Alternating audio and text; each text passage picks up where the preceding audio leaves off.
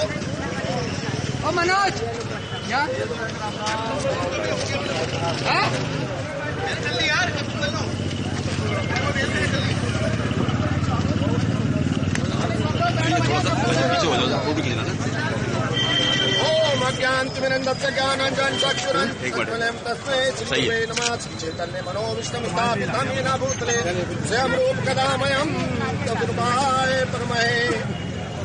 आज हम पूर्णाहुति करने जा रहे हैं। इस पूर्णाहुति का हमारा उद्देश्य है कि प्रशासन को बुद्धि शुद्धि आए और हमारे निर्दोष कार्यकर्ताओं को छोड़ा जाए।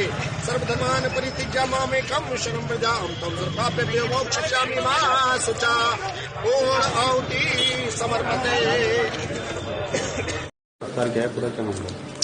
देखिए, आज थाना छजलेट में क्षेत्राधिकारी कांठ और एसपीआरए के नेतृत्व में जो टीम थाना छजलेट की, इसके द्वारा आज 4 लोगों की गिरफ्तारी हुई है। इसमें एक शहाबुद्दीन पुत्र मुजफ्फर हुसैन है, ये ग्राम चेतरामपुर थाना छजलेट के रहने वाले हैं। दूसरे रमन चौधरी हैं, ये थाना छजलेट के रहने वाले हैं, ग्राम खानपुर के। तीसरे हैं मोनू बिश्नोई उर्फ सुमित, ये रसूलपुर गुज्जर थाना कांठ के रहने वाले हैं। और जो चौधरी हैं जो कि ग्राम चक पचोकरा थाना छजलेट के रहने वाले हैं।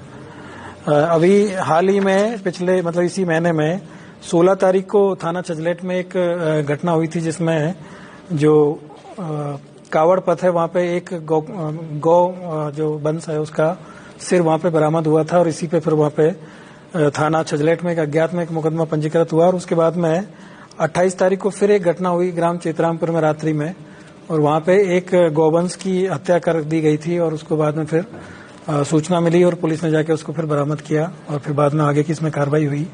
तो दोनों जो घटनाएं हैं वो कुछ आपराधिक रूप से जिस तरह से घटनाएं होती है वो संदिग्ध प्रतीत हो रही थी। और चूंकि जो घटनाओं की जिस तरीके से सूचना मिली और जिस तरीके से पुलिस को इन घटनाओं की जानकारी दी गई, उससे एक शक हो रहा था कि ये घटना प्लानिंग के तहत की गई है। और ये सिर्फ गौकसी के लिए नहीं की गई है, बल्कि इसमें और भी जो इनका कोई हिडन एजेंडा है।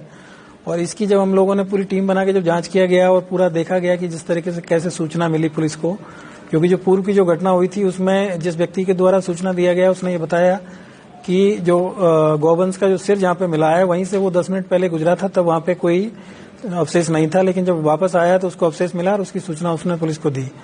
और सेम ऐसे ही जो 28 तारीख की घटना है, इसमें रात्रि में 12 बजे सूचना मिलती है पुलिस को और क्षेत्राधिकारी को और थाना प्रभारी को। जब ये मौके पे पहुंचते हैं तो वहां पे एक व्यक्ति का लोअर और उसमें एक पर्स मिला और पर्स के अंदर एक फोटो मिली।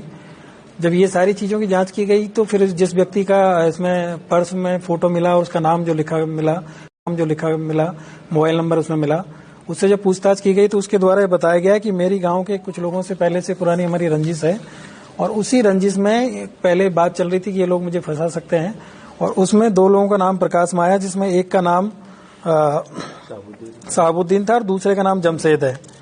ये अपने जो विपक्षी है उसको जेल भिजवाने के लिए इन लोगों ने इस घटना में जो मुख्य रूप से जो मोनू बिश्नोई है, राजीव चौधरी है, रमन चौधरी, ये लोग थाना छजलेट पे और थाना कांठ पे अक्सर अपने काम कराने के लिए और इलीगल काम कराने के लिए पुलिस के ऊपर दबाव बनाते रहते हैं। और इसी में इनकी अभी पिछले दिनों जो मोनू बिश्नोई है, ये 307 में जो अपराध में यहाँ जो थाने पे कुछ लोग गए थे उनके साथ में इन्होंने मारपीट किया, थाने के बाहर ही इनकी गिरफ्तारी की गई थी, इनको जेल भेजा गया था। और फिर उसके बाद से दोबारा इन्होंने फिर आके वही काम करना शुरू किया। और फिर जब पुलिस इनकी बात नहीं मानती थी तो इसी को लेकर इन्होंने ये पूरी प्लानिंग की। पहले इन्होंने 14 तारीख की घटना को प्लान किया, जिसमें इन्होंने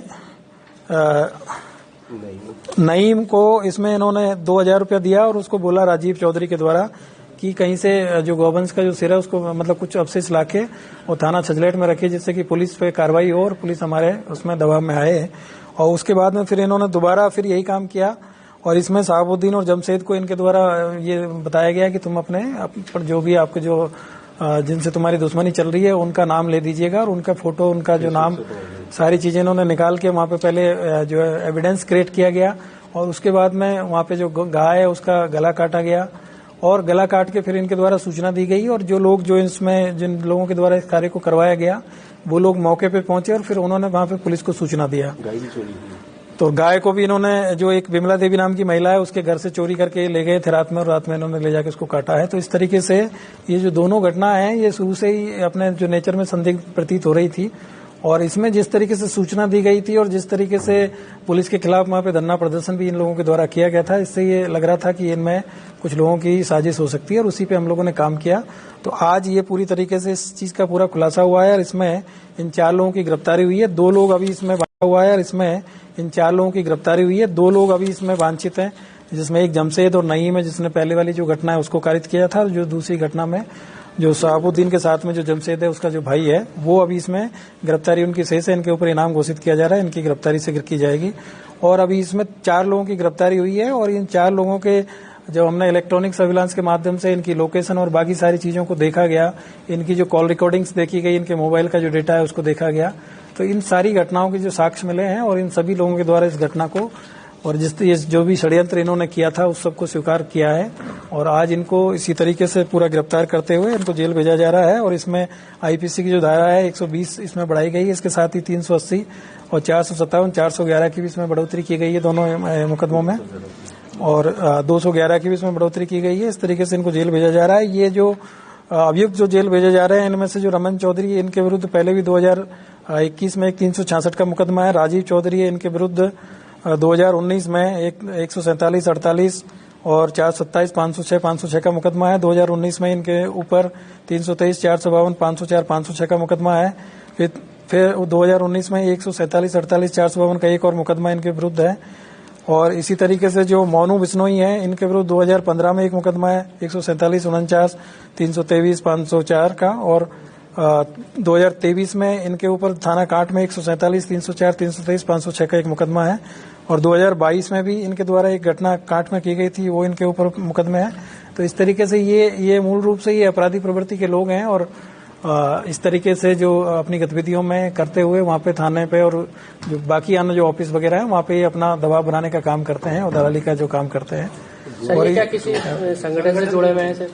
अभी इसकी जांच की जा रही है कि किसी संगठन में काम करते हैं नहीं करते हैं। अभी तक की जो जानकारी है उसमें इन लोगों की जो कि आपराधिक इतिहास है, तो अभी इसकी जांच की जा रही है कि ये लोग किसी संगठन से जुड़े हैं कि नहीं जुड़े हैं। और इसके अलावा बाकी चीजें भी जानकारी मिली है, तो उसकी भी हम जांच कर रहे हैं।